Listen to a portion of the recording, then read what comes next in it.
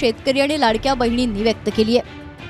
गेल्या 2 दिवसापासून आम्ही शहरामध्ये चक्रा मारतोय।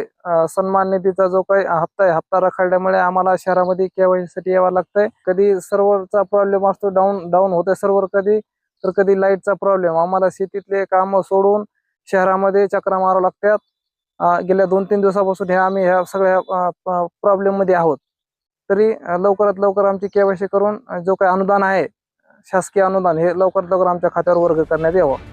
अनेक गावात केवायसी करण्यासाठी केंद्र नाहीये। साध्या कामासाठी 50 रुपये भाडं देऊन तालुक्याला जावं लागतं।